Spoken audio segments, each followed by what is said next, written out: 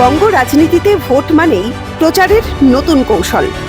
২৬ বিধানসভা ভোটের প্রত্যেকটি রাজনৈতিক দলের মহিলা প্রার্থীরা মূলত শাড়ি পরেই সারছেন প্রচার।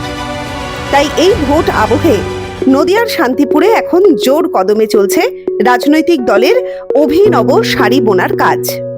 প্রত্যেক শাড়িতেই ফুটে উঠছে দলীয় প্রতীক, স্লোগান, এমনকি নেতাদের ছবিও, যা মানুষের আলাদা দৃষ্টি আকর্ষণ করবে বলেই মত রাজনৈতিক মহলের। শুধুমাত্র জেলা থেকেই নয়, ভিন রাজ্যের বিভিন্ন প্রান্ত থেকে আসছে শাড়ির অর্ডার। কারণ হাতে আর কয়েকটা দিন সামনে ভোট, সেই ভোটের প্রচারের জন্যই বিশেষভাবে তৈরি হচ্ছে এই শাড়িগুলি। দীর্ঘদিন পর আবারও যেন প্রাণ ফিরে পেলেন শান্তিপুরের তাঁত শিল্পীরা। প্রসঙ্গত, তৃণমূল কংগ্রেস এবং ভারতীয় জনতা পার্টি দুই পক্ষ থেকেই এসেছে বড় অর্ডার, যার ফলে বাড়তি লাভের আশায় দিন রাত এক করে কাজ করছেন তারা।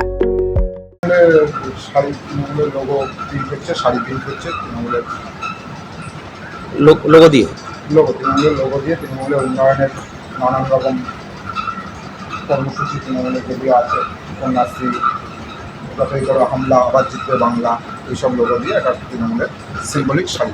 না, তৃণমূল বিজেপি দুটোই হচ্ছে, আপাতত তৃণমূল বিজেপি হচ্ছে, এবং অন্য রাজনৈতিক দল যদি আসে তাদেরটা আমরা প্রিন্ট করি। আমাদের শাড়ি ছাপানোই আমাদের কাজ, আমাদের আনন্দ। আমাদের প্রতিবার ভোটের সময় আমরা এরকম একটা কাজ পেয়ে থাকি, এটা আমাদের একটা এক্সট্রা ইনকামের রাস্তা হয়। সেগুলো আমাদের নিজস্ব কারখানা আছে, যেখানে সব রকমের ডিজাইন তৈরি হয়। তার মধ্যে ভোটের সময় আসলে আমাদের রাজনৈতিক বিষয়ের ডিজাইনগুলো বেশি পরিমাণে তৈরি হয়। যেমন তৃণমূল, বিজেপি এবছর দিয়েছে এখনও অবধি, তাছাড়াও অন্যান্য পার্টিরাও দেয়, তাদের কাজ আমরা করি। এটা তো অবশ্যই ভালো, আমাদের ক্ষেত্রে ভালো।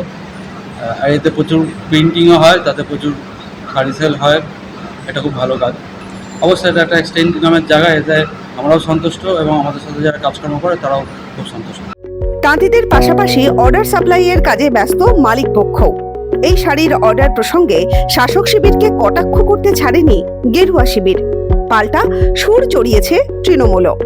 ওটা তো ধ্বংস হয়ে গেছে, এটা নিয়ে নতুন করে কি বলবো। এখন এই কয়েকদিনের জন্য তাঁতিরা একটুখানি স্বস্তির নিঃশ্বাস ফেলতে পারবে, কারণ এইগুলো দলীয় প্রতীক দিয়ে বরাদ্দ কত দিনের জন্য, তো নির্বাচন পর্যন্ত শুধুমাত্র।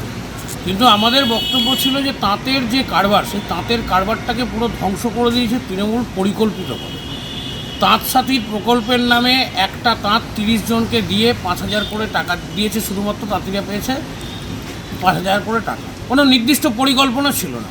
একটা তাঁত সাথী প্রকল্প, যেটা আমাদের কেন্দ্রের মন্ত্রী এসেছিলেন, কেন্দ্রীয় সরকারের সম্মানীয় গিরিরাজ সিংজি, তিনি এসে যেমন বলেছেন যে একটা সুনির্দিষ্ট পরিকল্পনা থাকবে, যে পরিকল্পনার মধ্যে দিয়ে ধ্বংস হয়ে যাওয়া শান্তিপুরের তাঁত শিল্পের উন্নয়ন হবে এবং তাঁতিদের একটা পার্মানেন্ট বড় টাকা রোজগার করবার ব্যবস্থা করতে হবে। তো প্রত্যেকের হাতে কাজ ছিল, কিন্তু মমতা বন্দ্যোপাধ্যায়ের পরিকল্পনাহীনতা মানুষকে ভাতাজীবী করে তুলেছে। এই ভাতাজীবী থেকে বের করতে হবে।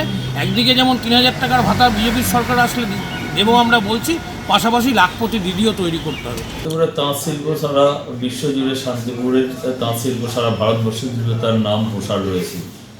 এবং ভোটের আগে স্বাভাবিকভাবে তন্তুশিল্পীরা একটু উজ্জীবিত, কারণ তাদের আরও সমস্ত দলের তরফ থেকে তাদের কাছে যে আপনাদের মাধ্যম দিতে পারছি, তারা যে নতুন করে কিছু বরাত পাচ্ছে, তাতে তাদের বিভিন্ন শিল্প ভাবনা এবং শান্তিপুরের তাঁত শিল্পটাকে তারা তুলে ধরার যে চেষ্টা করছে, এটা ভালো উদ্যোগ। এটা নিশ্চিতভাবে শান্তিপুরের তন্তুশিল্প উজ্জীবিত হবে এবং মাননীয় মুখ্যমন্ত্রী মমতা বন্দ্যোপাধ্যায়ও তিনিও চাইছেন তন্তু শিল্পটাকে আরও যাতে এগিয়ে নিয়ে যাওয়া যায়। আপনারা জানেন, সব মিলিয়ে ভোটের আবহে আবারও চাঙ্গা শান্তিপুরের তাঁত শিল্পীরা। এখন দেখার ভোটের ময়দানে এই রাজনৈতিক শাড়ি কতটা প্রভাব ফেলতে পারে।